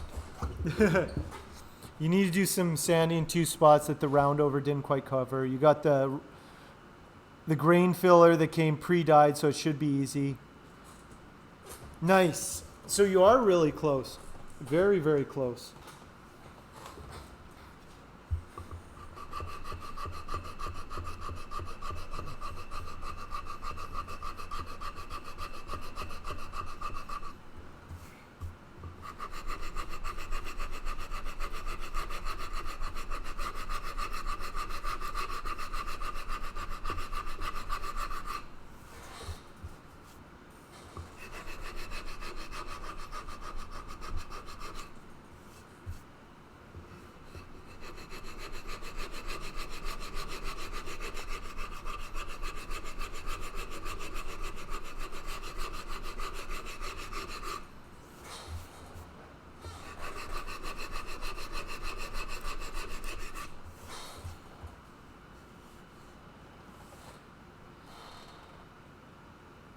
You made the pocket bigger and the neck hangs over the edge of it. Yeah.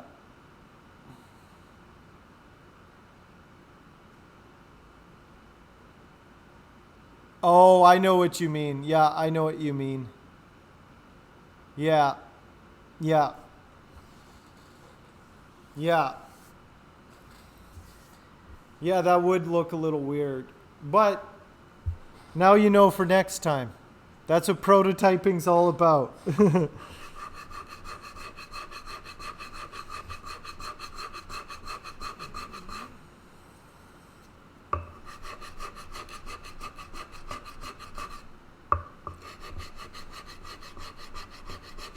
So I was in Saskatoon, and there's nice.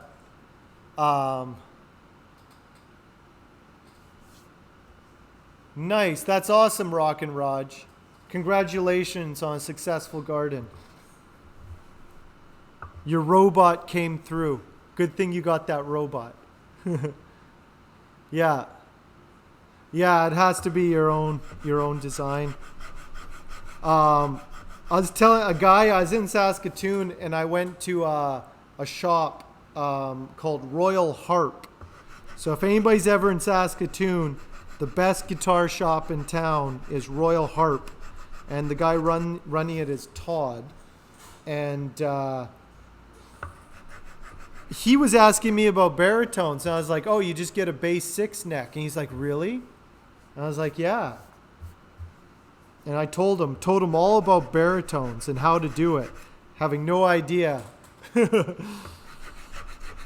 doing it myself. I've just seen it done. I know in theory how it's done, thanks to Immersive Sinner. I didn't know anything about baritones.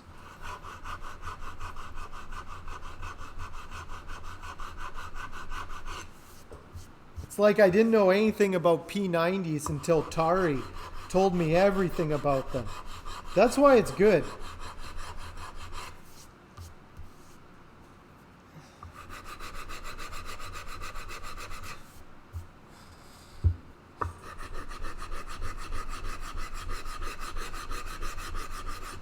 Just like I've told all of you about walnut. You guys, I told you things about walnut you never even knew or wanted to know. We share things. Yeah, that's definitely a good goal there, Immersive. Getting your design done, getting it down, start prototyping that.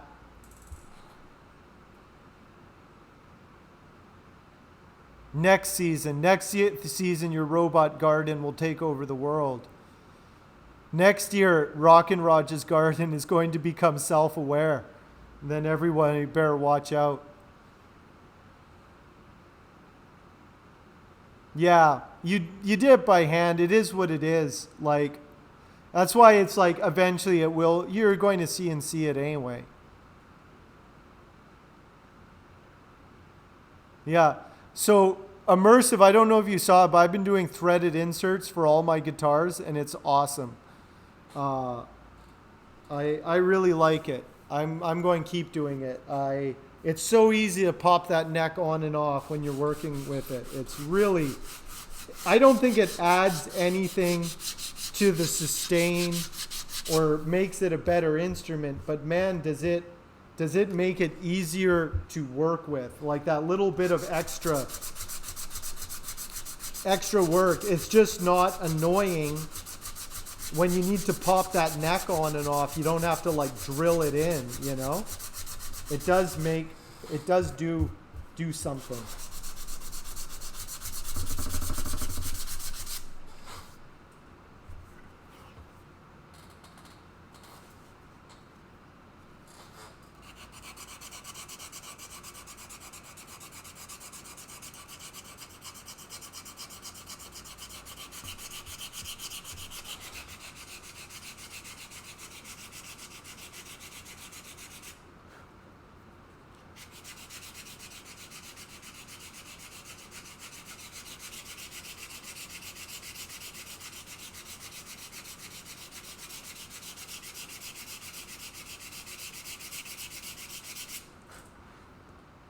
This would take no time at all if I had that drum sander working.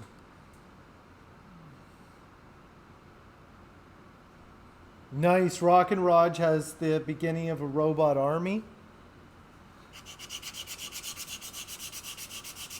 Excellent.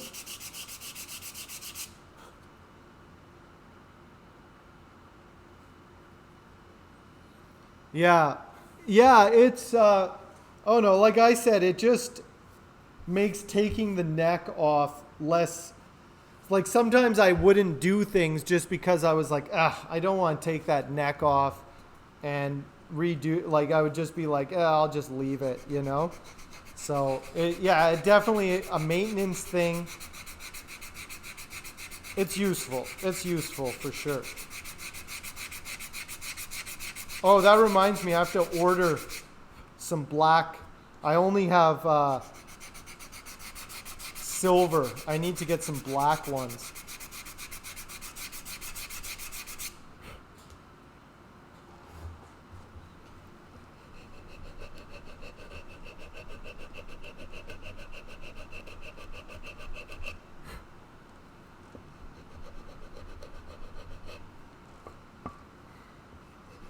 There we go.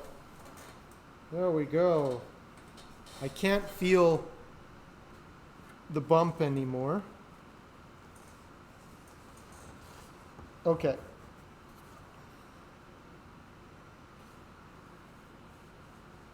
Well, actually, I can a little bit.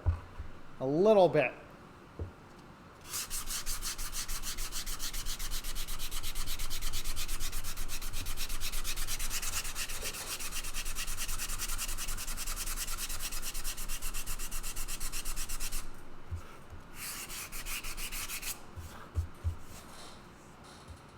Best tummy cut in the world.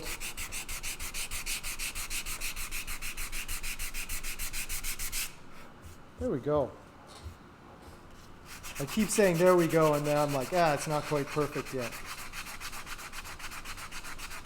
It will be.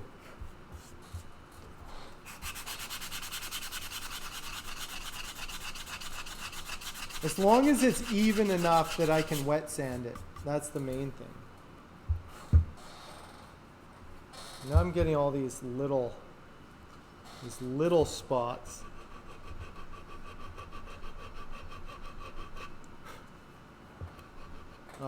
Ike.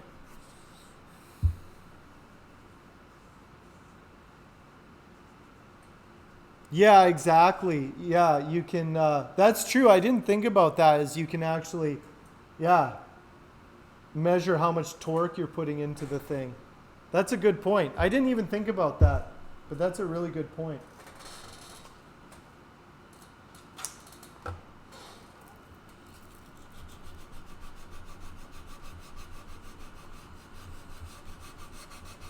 If you want to be that specific with your engineering.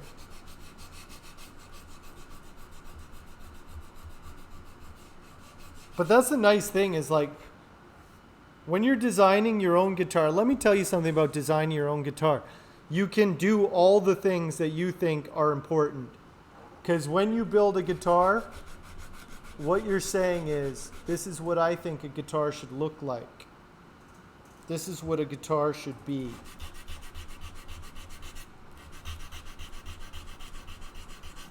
So you get to do all those things.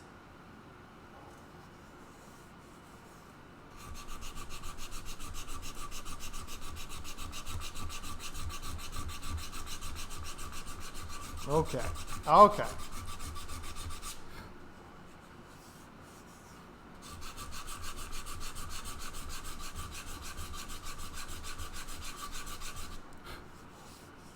Okay. Behold. Oops. The tummy cut.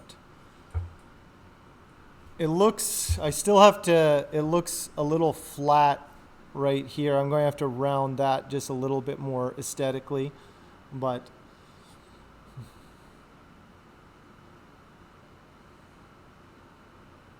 nice. That's awesome that you can get the family into that Rock and Raj. It's good to have get them into gardening. I wasn't into gardening as a kid, but I'm glad that I did help out and now I know how to do it. So even if they're not into it, they'll appreciate it later.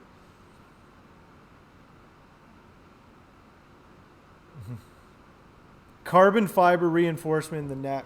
Hey, Frank Grimes. How are you doing? Sorry. What's going on, Frank? How are you doing? How's your summer going? This is my first stream in almost a month. Good to see you. I'm back. I'm still building guitars. If anybody was wondering, I know people might have been wondering, they're just like, is he still building guitars?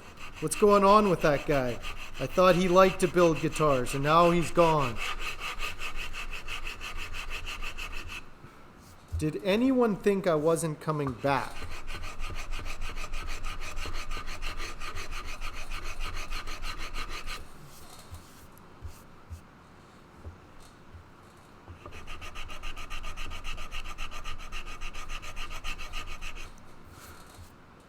That's what I want to know.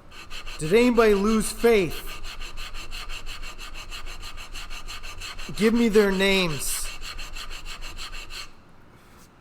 I want anyone who badmouthed me when I was gone. Anyone who said, I'm glad he's gone. That's what I did that for.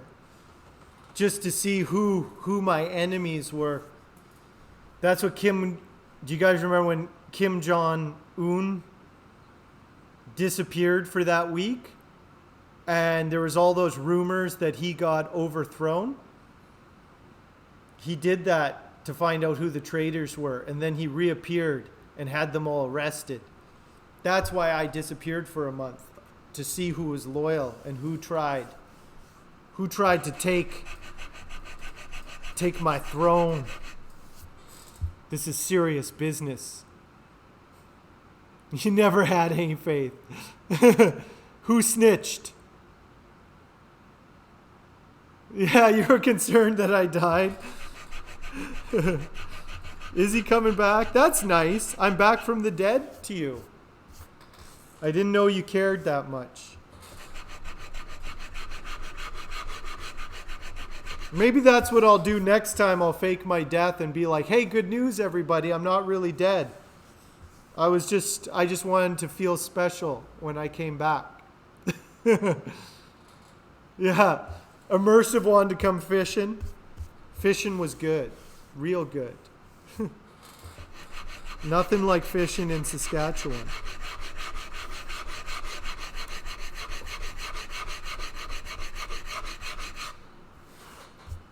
Probably some of the best freshwater fishing in the world.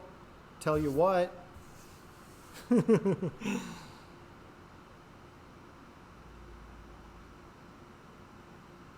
Even Gatalogic was streaming. I'm glad you took up the torch there, Gatalogic, while I was gone, that you were like, somebody's got to do something. It's what Hank would have wanted. I would have wanted you to stream.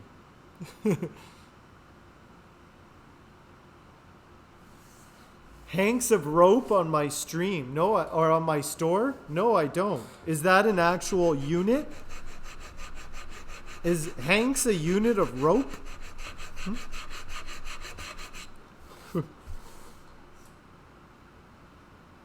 Yeah, well, you got to do it.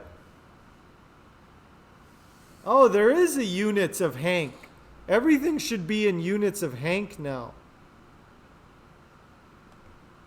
I'm going to start instituting a Hank. In English-speaking countries, a unit length used for yarn. 840 yards of cotton and spun silk is a Hank. That's a lot of yards. A Hank is a lot of rope. Nice.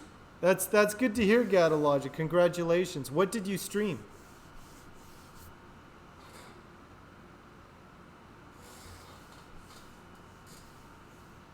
Okay, Frank. I'm probably going to actually I might be stopping pretty soon. I came back. I did my comeback special.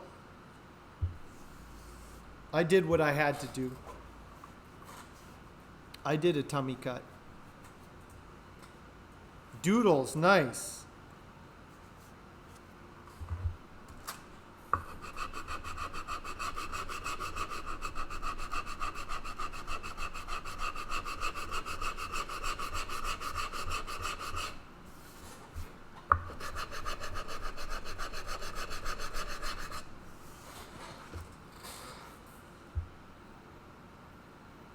Hot Wheels customization. That sounds like a pretty good stream. Is everybody following Gatalogic? Did Rage get you affiliated yet?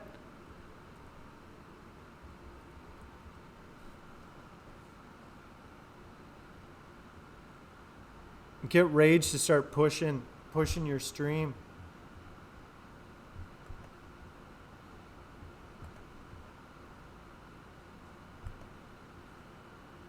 It's a micro stream.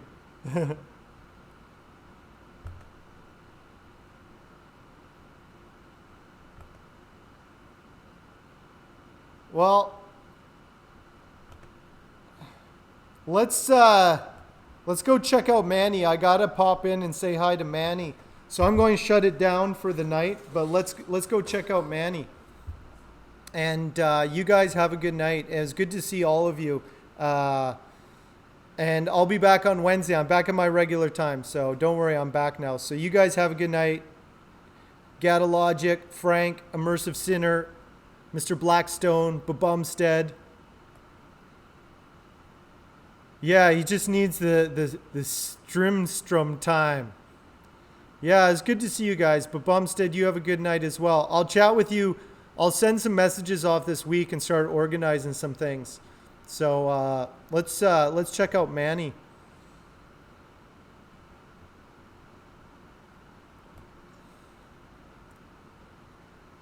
Pop in there. So JB, you have a good night as well. It's good to see you. Rage, if you're out there, catch you again.